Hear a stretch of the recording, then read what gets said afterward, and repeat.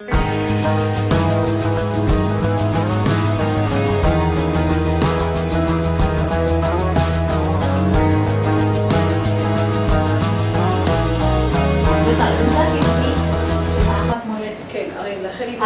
אוהבים את הארץ. הציבור המזרחי הוא ציבור שהוא מלא אהבה למדינה שמענה. והאהבה הזאת היא אהבה שאי אפשר לפרום אותה.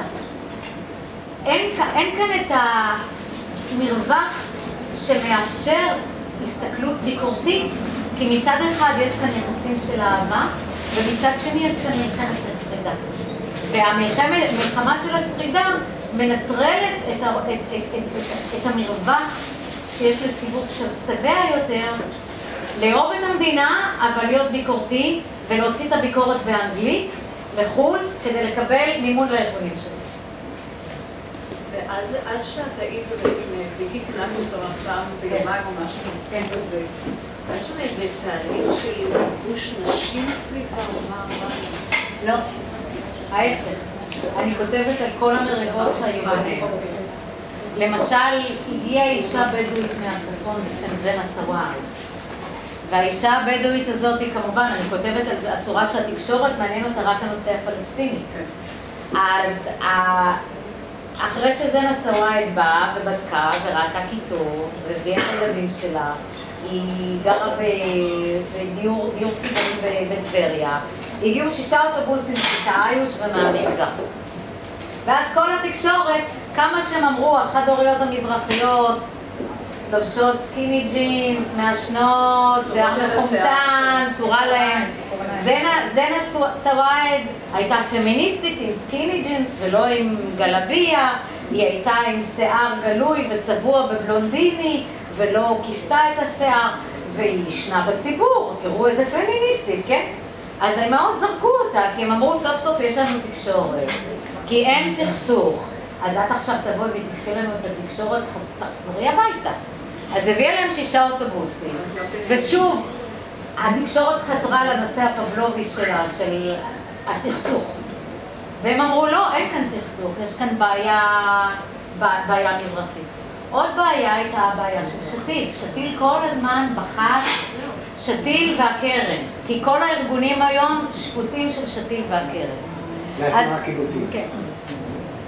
אני הסתכלתי בעיקר על שתיל והקרן, כי הם באו להעצים נשים. כן.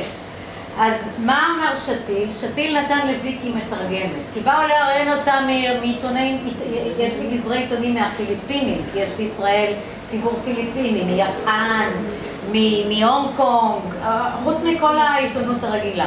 כל פעם שוויקי אמרה מזרחים, או עדות המזרח, הם תרגמו את זה לפור Israels.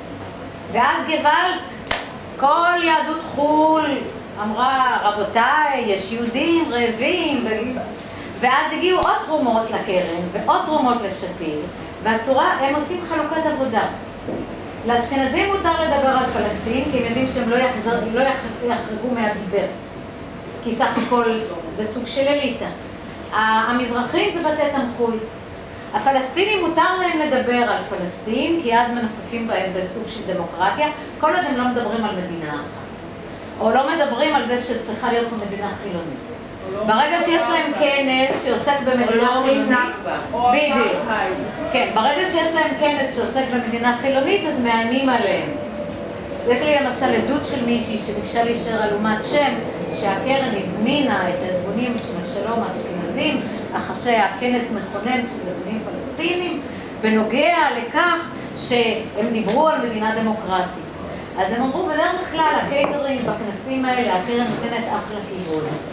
הפעם, יש הרבה אנגלוסקסים בפעילות הזאת, אז הגיש להם fruits and nuts, יעני אגוזים ופירות מיובשים. fruits and nuts באנגלית זה ביטוי לקוקואים. אז זה היה הכיבוד, ואמרו להם, נו, אנחנו נחתוך לכם את התקציב, אם אתם תתמכו בחילון ואזרוח ושוויון זכויות לכל אזרחי ישראל. אז הם חזרו לסדר.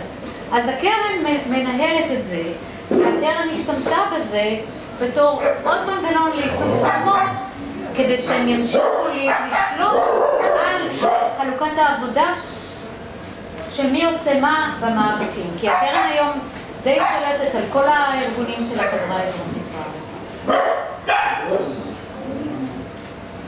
לעשות את ההבחנות האלה בתור אינטלקטואלים. בתור אינטלקטואלים ביקורתיים, כי יש לנו את המרווח של המחשבה הזו. האנשים שדיברתי איתם, שעמדתי איתם בתורים, לא עושות את ההבחנה הזאת. בשבילהם, אם הבן שלהם יצטרף למשפחה הלוחמת, יהיה קרבי, יהיה גולנצ'יק, זאת גאווה.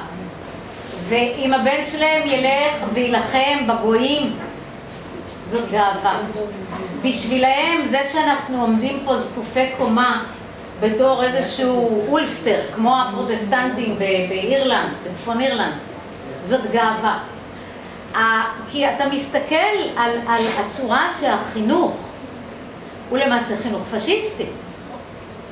ולכן אני טוענת שרוב האנשים שראיינתי אותם לא עושות את ההפרדה בין הארץ, בין האדמה לבין הממסד. בשבילם הכל זה היה נוח, והם יקריבו את החיים של הילדים שלהם וישלחו אותם לצבא ולא ירצו לדבר על אף פתרון של אפשל, כי הטרנספר הגדול של המזרחים זה להתנחלויות הגדולות. למה? איפה נלך לגור? בבית על בית בשכונת התקווה? בבתים שהורסים אותם בכפר שלם? בצפיפות של הקטמונים? הבן אדם רוצה לשפר את איכות החיים שלו, הולך להתנחלות. הבן אדם רוצה בית ספר יותר טוב, קופת חולים יותר טוב, הולך להתנחלות. אז בוודאי שאפשר. עכשיו, בן אדם רוצה קידום, הוא לוקח אידיאולוגיה לאומנית, כי מי שקידם אותו היה הליכוד. והליכוד לא התחיל, האנשים שחקרתי הצביעו על כך שהליכוד לא התחיל אף מלחמה גדולה. 48 זה סוציאליזם, 56 זה סוציאליזם, 67 זה סוציאליזם. הם אמרו לו, הנה פה, אני ב-2006 הייתי במצפה וערכתי רעיונות עם נשים על המלחמה. אמרו, הנה, אח של פלורה, מערכניק, המערך יוצא למלחמה. הליכוד לא עושה מלחמות. למה? כי הערבים מפחדים. אז זה לא נכון. אנחנו יודעים שלליכוד אין דלת פתוחה לבית הלבן כמו למערך או לעבודה. אז הרבה יותר קל לעשות פה מלחמות שיש שלטון נאור במרכאות. בשביל האנשים שחיים את היום-יום, ששורדים את היום-יום, אין את כל ההבחנות האלה. זה כמו שסבתא שלי הייתה אומרת, הל מדינה. הל מדינה זה מין ישות.